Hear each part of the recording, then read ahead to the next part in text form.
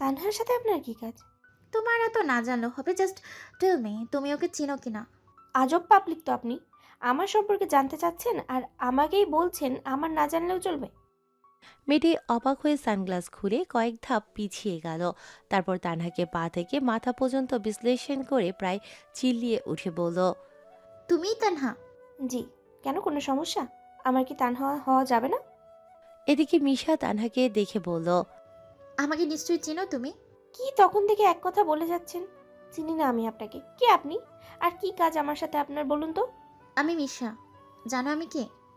ব্যাস, তানহার সকল বিরক্তি ভাব উড়ে গিয়ে মনের মধ্যে বাস করলো এক অজানা ভয়। এই ভয় অন্য কিছু না, এটা তনয়কে হারানোর ভয়। কারণ এই সেই মেয়ে যার জন্য তনয় আর ওর সম্পর্ক স্বাভাবিক হচ্ছে না। তানহা গলার স্বর স্বাভাবিক রাখার চেষ্টা করে বলল, হ্যাঁ জানি, কিন্তু আপনি কিভাবে জানলেন আমার নাম আর আমি এই ভার্সিটিতে পড়ি সেটা? মিশা যেটা চায় সেটা খুঁজে বের করে নেয়। তনয় কি তোমাকে বলেনি যে আমার সাথে ওর কাল দেখা করেছিল? তনয় মিশার সাথে দেখা করেছিল। এটা শুনে তানহার খুব খারাপ লাগে। তার চেয়েও বেশি খারাপ লাগে ওকে বলেনি এর জন্য, তাও মিথ্যে কথা বলে মিশাকে। বলছেন জানি আমি। তাহলে তো এটাও নিশ্চয়ই জানো যে তুমি শুধু 6 মাসের মেহমান মাত্র। কপালে কি আছে তা তো আর আপনি আমি বলতে পারবো না, তাই না? What nonsense! তুমি কি বলতে চাইছো? মানে এই যে আমার জায়গায় তো আপনার থাকার কথা ছিল, কিন্তু ভাগ্য আমাকে আর তনয়কে একসাথে চেয়েছিল। এই জন্যই দেখেন আপনার জায়গায় আজ আমি দাঁড়িয়ে। খুশি তাই না? তখন একটু ফ্রেন্ডলি বিহেভ কি করেছে তুমি তো দেখে আকাশে উঠতে শুরু করেছো। আমি মাটিতেই আছি এবং যা বাস্তব তাই বলছি। আপনি শুধু কল্পনায় আছেন, তাই সময় থাকতে বাস্তবে ফিরে আসুন। হে ইউ, এসব কথার জালেই ফাঁসি হচ্ছে আমার তনয়কে তাই না? তনয় আপনার কবে হলো? উনি তো আমার আছেন আর আমারই থাকবেন। বড্ড বেশি কথা বলো তুমি। তোমাকে আমি দেখছি শীঘ্রই, মাইন্ড ইট। বলেই মিশা চলে গেল। আর তানহা এতক্ষণ মিশার সামনে কনফিডেন্স নিয়ে কথা বলেও এখন তার মনের ভিতর ভয় দানা মেলে দিচ্ছে। তার খুব চিন্তা হচ্ছে মিশা তাকে আর তনয়কে আলাদা করার জন্য কি করবে এটা ভেবে। মন খারাপ করে রাস্তায় হাঁটছিল তানহা। সে দেখে এক বৃদ্ধ ফকির রাস্তায় বসে আছে, অথচ কেউ ভিক্ষে দিচ্ছে না তাকে। তানহা ব্যাগ চেক করে দেখলো তার কাছে 100 এর মতো টাকা আছে। সে শুনেছিল গোপনে দান করলে আল্লাহর মনের ইচ্ছা পূরণ করেন। তাই ওর কাছে যা টাকা ছিল তা ফকিরটাকে দিয়ে দিল। আল্লাহ আপনার ভালো করবে মা। দয়া করবেন চাচা, অনেক ঝামেলার মধ্যে আছি। আল্লাহ আপনার মনের আশা পূরণ করুক, দোয়া করি। অতপর তানহা হেঁটে হেঁটে বাসায় চলে আসলো।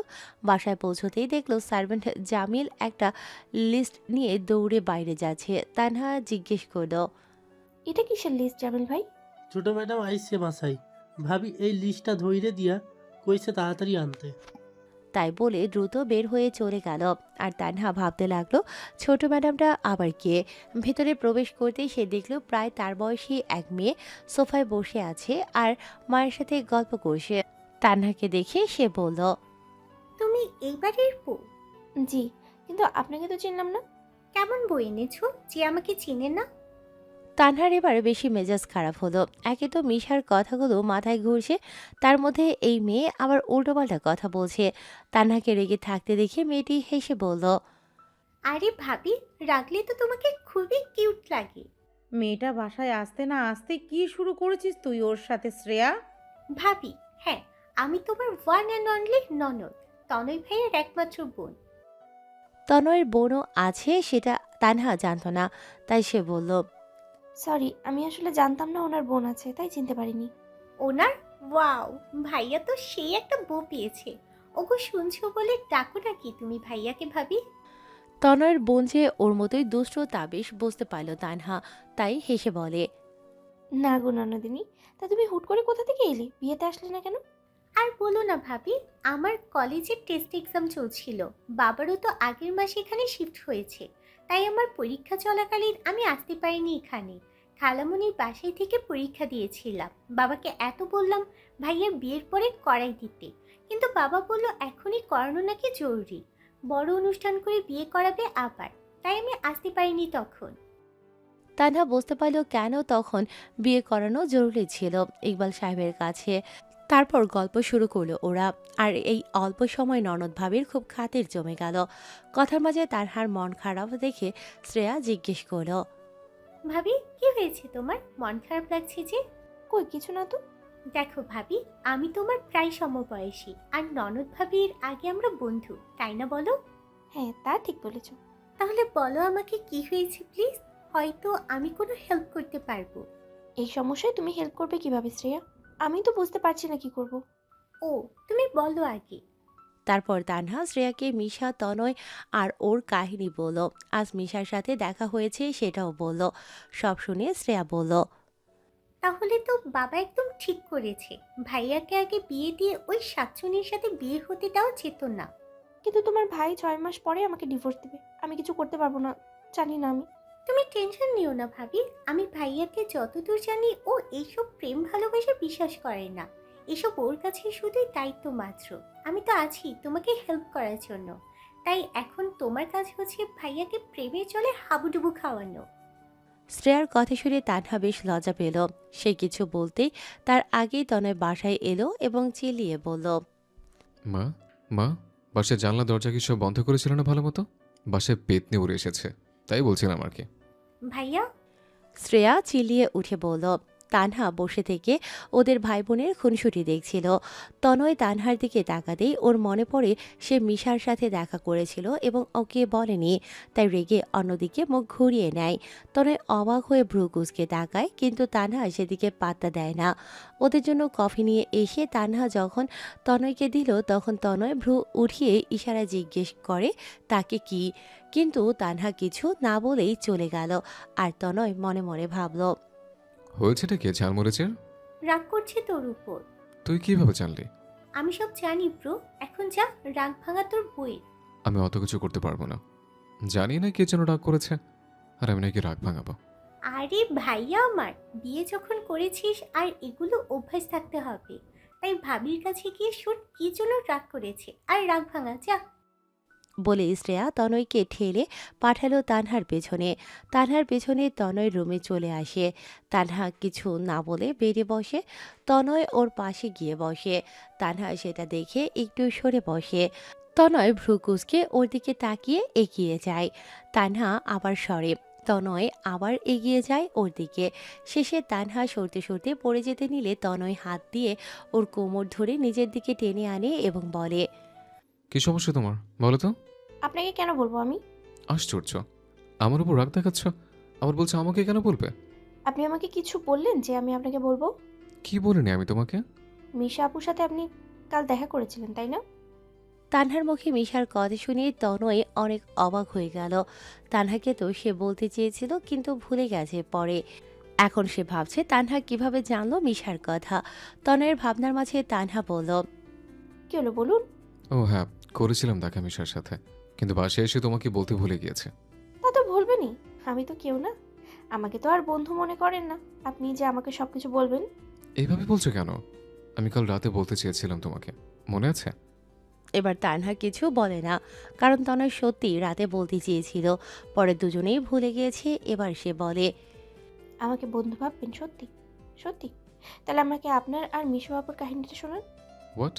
এটা শুনে তুমি কি করবা? বলুন না প্লিজ, আমি শুনবো প্লিজ। তারপর তনয় তানহাকে ওর আর মিশার কাহিনী বলল। কিভাবে ওদের রিলেশন শুরু হয়েছে তা বলল।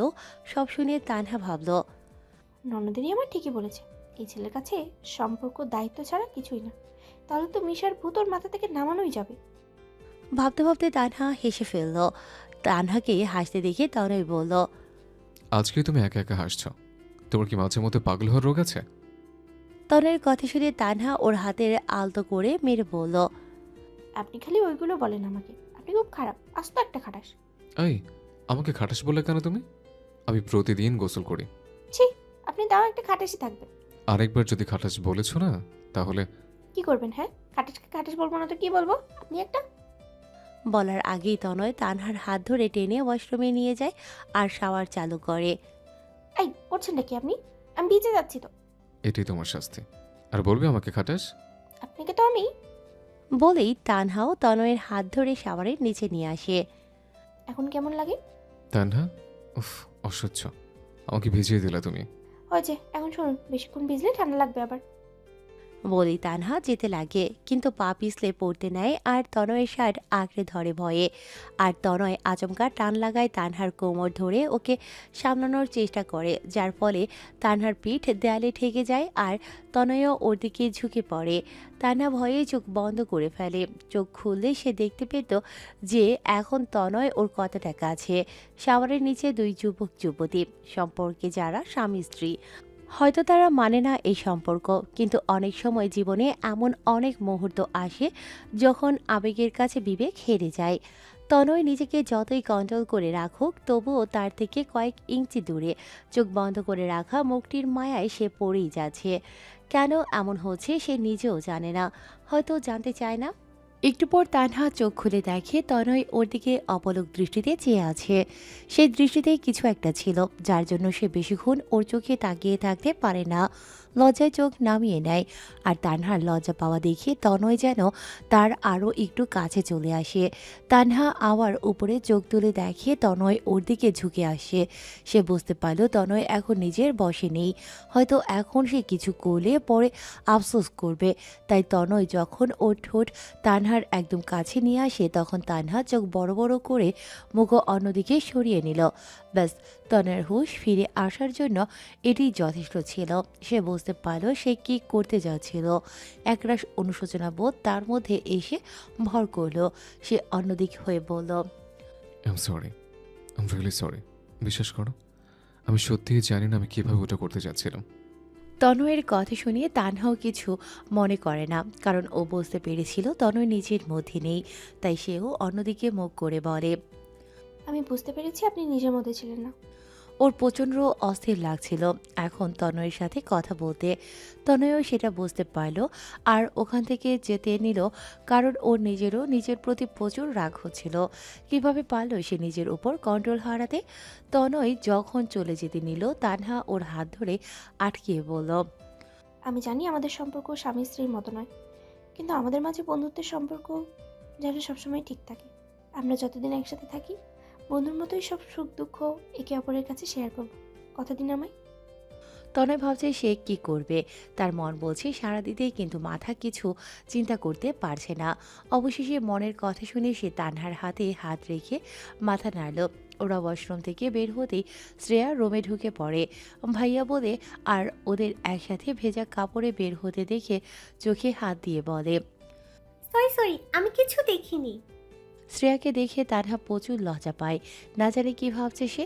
আর তনয় সে শ্রেয়ার কান ধরে বলে, কিচ্ছু হলো তো দেখবে, দেখার মতো কিছু তো করিনি।